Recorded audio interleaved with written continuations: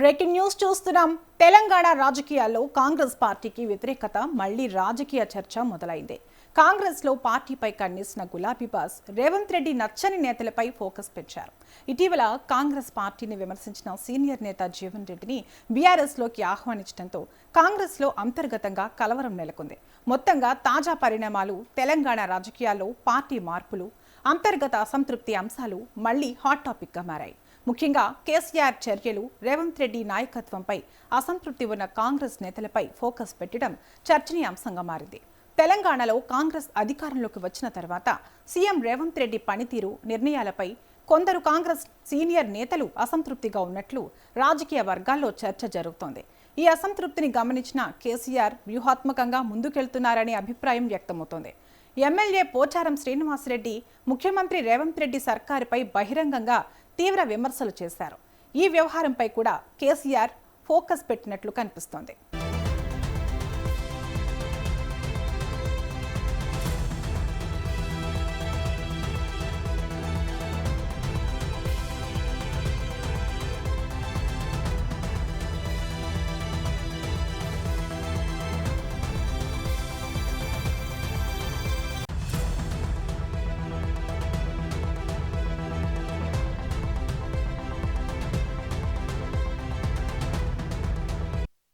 ఇక ఇదే అంశంపై మరింత సమాచారం మా ప్రతినిధి ప్రభాకర్ అందిస్తారు. ప్రభాకర్, కాంగ్రెస్ పై కేసీఆర్ టార్గెట్ పెట్టడానికి ప్రధాన కారణాలు ఏంటి? తరంగిణి, కాంగ్రెస్ ప్రభుత్వం అధికారంలోకి వచ్చినప్పటి నుంచి ఇప్పటిదాకా కేసీఆర్ ఫామ్ హౌస్ లోనే ఉన్నారు. అక్కడి నుంచే తన రాజకీయం అంతా కూడా నడిపిస్తున్నటువంటి నేపథ్యం కనిపిస్తా ఉంది. ఈ నేపథ్యంలోనే కాంగ్రెస్ ఎవరైతే ఇక్కడ మంత్రివర్గం కావచ్చు, లేకపోతే చాలా సీనియర్ నాయకులు అసంతృప్తితో ఉన్నారో వారి మీద కేసీఆర్ ఫోకస్ పెట్టినట్టుగా తెలుస్తూ ఉంది. సో ఇటీవల జీవన్ రెడ్డి విషయంలో కూడా అదే జరిగింది. కాంగ్రెస్ సంబంధించి సీనియర్ నాయకుడు జీవన్ రెడ్డి తను పార్టీకి రాజీనామా చేయడం, ఆ తర్వాత వెంటనే దాని మీద యాక్షన్ ప్లాన్ తీసుకొని కేసీఆర్ పార్టీలోకి ఆహ్వానించినటువంటి పరిస్థితి మనకు కనిపించింది. అంటే ఎవరైనా కాంగ్రెస్ పార్టీకి సంబంధించినటువంటి సీనియర్ నాయకులు అసంతృప్తితో ఎవరైతే ఉన్నారో వారి మీద ఫోకస్ పెట్టినట్టుగా తెలుస్తూ ఉంది. సో అలాంటి నాయకులు బీఆర్ఎస్ పార్టీలోకి చేర్చుకుంటే కొంత పార్టీ బలంగా ముందుకు వెళ్ళే అవకాశం ఉంటుందన్నట్టుగా కేసీఆర్ ఫోకస్ చేసినట్టు క్లియర్గా అర్థమవుతా ఉంది. అదేవిధంగా ఇటీవల మంత్రివర్గ విస్తరణ దాని గురించి కూడా ఒక చర్చ నడుస్తూ ఉంది. చాలామంది దానికి ఆశావాహులు కూడా చూస్తూ ఉన్నారు. నాయకులు, కాంగ్రెస్ పార్టీకి సంబంధించినటువంటి సీనియర్ నాయకులు కావచ్చు, ఎవరైతే మంత్రి పదవి కోసం ఎదురు చూస్తున్నటువంటి నాయకులందరూ కూడా ఎప్పుడు మంత్రివర్గ విస్తరణ జరుగుతుంది ఏంటి అనేది కూడా ఆలోచనలో ఉన్నారు. వారు కూడా గ్రీన్ సిగ్నల్ ఇచ్చిన వారికి రేవంత్ రెడ్డి కొంతమంది గ్రీన్ సిగ్నల్ ఇచ్చినట్టుగా తెలుస్తుంది. ఏదైతే రేవంత్ రెడ్డితోని అంతా వారితో టచ్అప్ లేని వారిని కేసీఆర్ టచ్లోకి తీసుకుంటున్నట్టుగా తెలుస్తూ ఉన్నది. ఎవరైతే అసంతృప్తిగా ఉన్నారో, మంత్రివర్గంలో స్థానం దక్కలేదు అంటూ కూడా కొంత ఆలోచనలో ఉంటున్నటువంటి వారి మీద కూడా కేసీఆర్ కొంత ఫోకస్ చేసినట్టుగా తెలుస్తుంది. వారికి కూడా కొంత ఆఫర్ ఇస్తున్నట్టుగా తెలుస్తూ ఉన్నది. ఏదైతే అధికారంలోకి వచ్చిన తర్వాత ఒకవేళ బీఆర్ఎస్ పార్టీలోకి వస్తే, మా పార్టీ అధికారంలోకి వస్తే ఖచ్చితంగా మంత్రివర్గంలో స్థానం కావచ్చు, లేకపోతే ఇంకో అంశాల మీద కేసీఆర్ కూడా కొంత వారికి హామీ ఇస్తున్నట్టుగా తెలుస్తూ ఉంది. కొంతమంది నేతలతో కూడా కాంగ్రెస్ సీనియర్ నేతలకు సంబంధించి కూడా టచ్లో ఉన్నట్టుగా తెలుస్తూ ఉన్నది. సో ఇదంతా కూడా ఒక మాస్టర్ ప్లాన్గానే చూడవచ్చు కేసీఆర్కి సంబంధించి.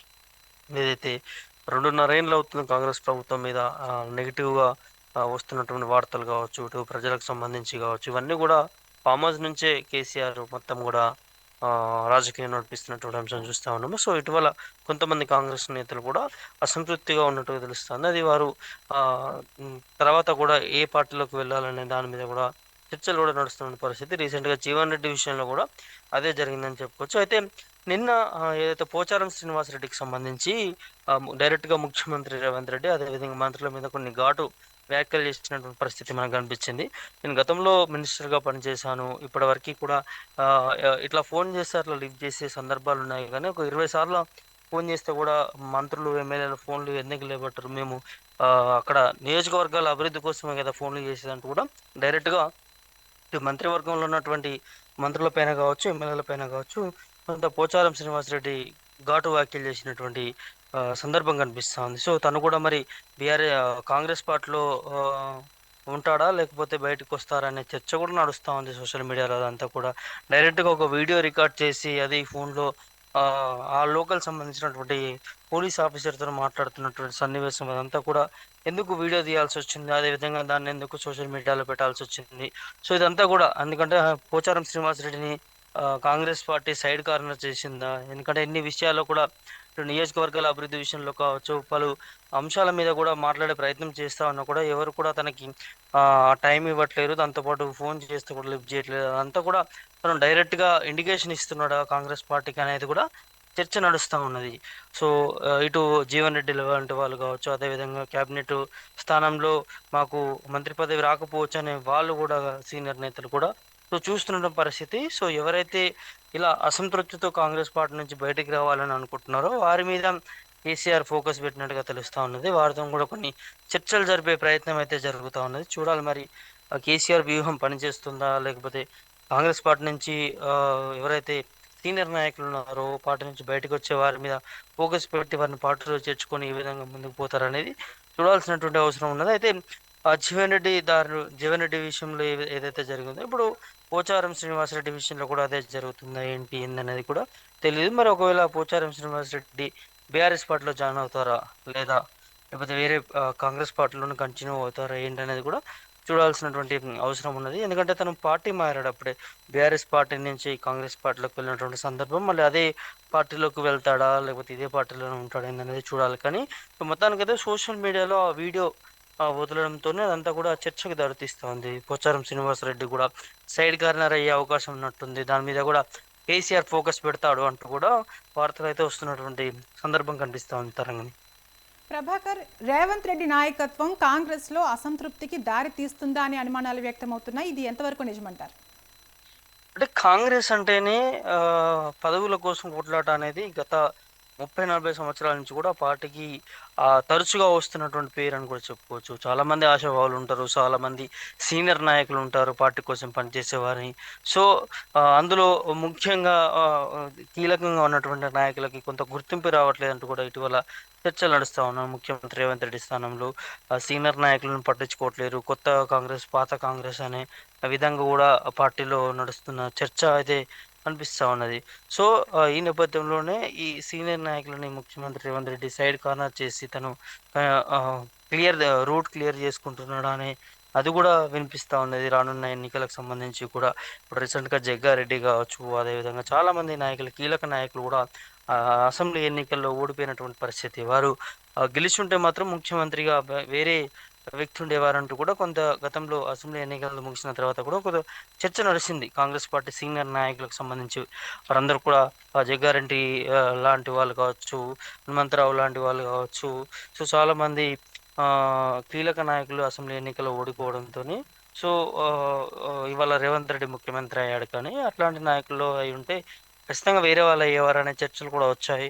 సో ఇదంతా కూడా కొత్త కాంగ్రెస్ పాత కాంగ్రెస్ అనే నినాదం కూడా కాంగ్రెస్ పార్టీలో వినిపిస్తూ ఉన్నది. మరి ఎట్లా ఈ ఈ ఈ సమీకరణాలు ఏ విధంగా ముందుకెళ్తాయి ఏంటనేది కూడా చూడాల్సినటువంటి అవసరం ఉంది. మొత్తానికైతే ఇప్పుడున్నటువంటి నాయకులంతా కూడా కొంత అసంతృప్తిలో ఉన్నట్టుగా తెలుస్తూ ఉన్నది. దీన్ని ముఖ్యమంత్రి రేవంత్ రెడ్డి గారు అదునుగా తీసుకుని సో వారు ఎప్పుడు బయటికి వెళ్తారా అని కూడా ఇటు రేవంత్ రెడ్డి చూస్తున్నట్టు కూడా కొంత వార్తలు వస్తున్నాయి సోషల్ మీడియాకు సంబంధించి. అందులో కూడా అంటే దీన్ని కల్పితం అనుకోవచ్చా లేకపోతే నిజంగానే వెళ్తారా ఏంటి సీనియర్ నాయకులు అనే చర్చ కూడా నడుస్తూ ఉన్నది.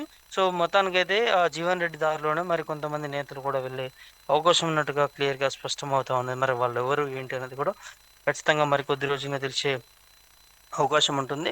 అయితే ఈ పార్టీకి సంబంధించి కూడా రేవంత్ రెడ్డి కూడా కొన్ని వ్యాఖ్యలు చేశారు. ఏదైతే నేనే రాజును నేనే మంత్రిని, తెలంగాణకి మరోసారి ముఖ్యమంత్రి అయ్యేది కూడా నేనే అంటూ బహిరంగంగా ముఖ్యమంత్రి రేవంత్ రెడ్డి మాట్లాడినటువంటి సిచ్యువేషన్ కూడా మనకి కనిపించింది. సో అట్లాంటి నేపథ్యంలో సీనియర్ నాయకులు కూడా కొంత ఆలోచనలో ఉన్నట్టుగా తెలుస్తూ ఉన్నది. డైరెక్ట్గా బహిరంగంగా అలా చెప్పడం ఏంటి అది ఇది అంటూ కూడా కొంత సీనియర్ నేతలు కూడా కొంత చర్చించుకుంటున్నట్టుగా తెలుస్తూ ఉంది. సరే సరే మరి భవిష్యత్తులో ఎట్లాంటి పరిణామాలు జరుగుతాయి రాజకీయంలో ఏందనేది తెలియదు. కానీ ప్రజెంట్ మాత్రం ఇదైతే రేవంత్ రెడ్డి ఖచ్చితంగా పాత వర్గాన్ని సైడ్ కార్నర్ చేస్తున్నాడు. దాన్ని కేసీఆర్ అదునుగా తీసుకొని వారితో టచ్లో ఉన్నట్టుగా కొంత వార్తలు వస్తున్నాయి Tarangini. Right, thank you Prabhakar.